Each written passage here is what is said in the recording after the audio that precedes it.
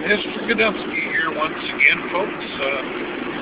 Driving down Highway 51 in southern Illinois. Got to excuse my croaky voice right now. I got some kind of a little virus over the weekend that made me hurt real bad all day on Saturday. Got me a croaky voice right now. I feel real good, but just don't talk real well.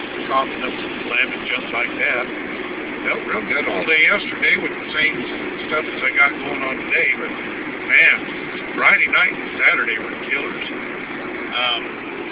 See if I can see some of that stuff out there in this field. We'll see flooding and stuff that we have going on. It's receded a tremendous amount over the last week. A lot of rain that we had, and I'll see if I can get some shots of the stuff that's growing for wheat and everything. Just a little bit down the road from that flooded area, it's a big muddy river right over here. You can't see it right now. Just a tiny bit over the bridge. You see the river there, and it's gone down quite a bit. That's where that flooding in the last field came from. Here's some of that wheat.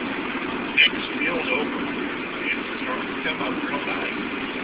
Guys got things planted out here where they could, it's coming up, and they're probably going to harvest this before too much awful longer. And they plant a lot of corn around here, soybeans, and wheat.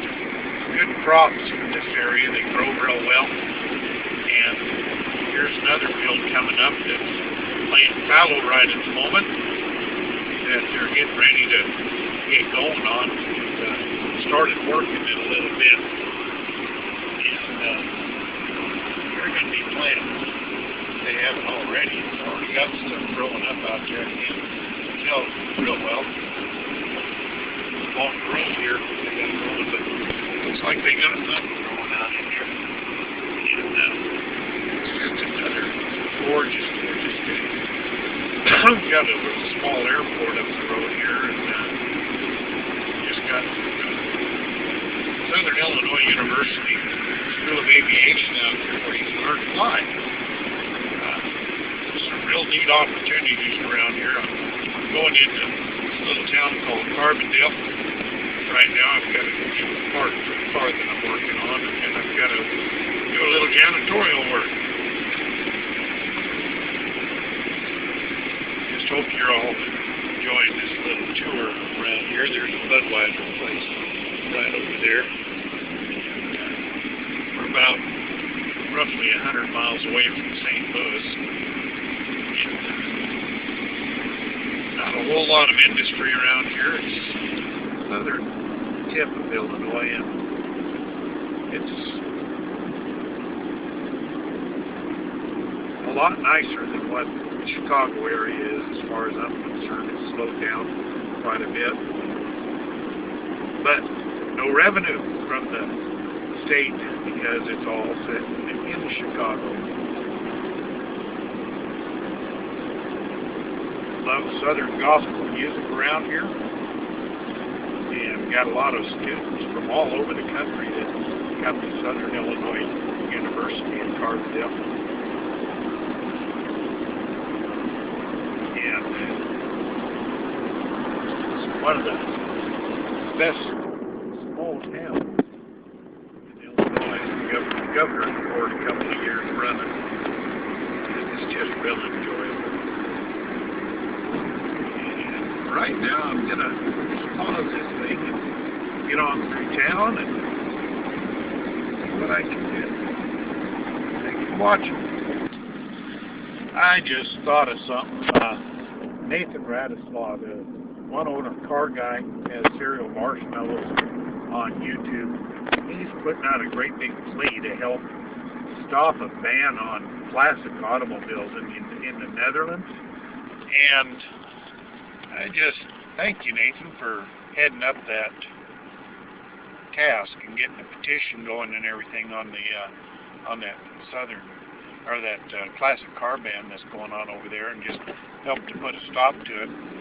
Just about every vehicle that I've got falls into that category of at least 20 years old. The one I'm in right now is right at 19, and 20 will be a classic car. And that's my squirrely in the GPS again. And most of the cars that I see around here, even on used lots, they're getting old. And people in this area drive a lot of the older vehicles just simply because they can afford to. Right now, I could no way afford to spend $3,000 or $4,000 road tax on a vehicle that I just drive to work every day. Yeah. You see a lot of newer vehicles. A lot of the students that come into SIU drive newer vehicles.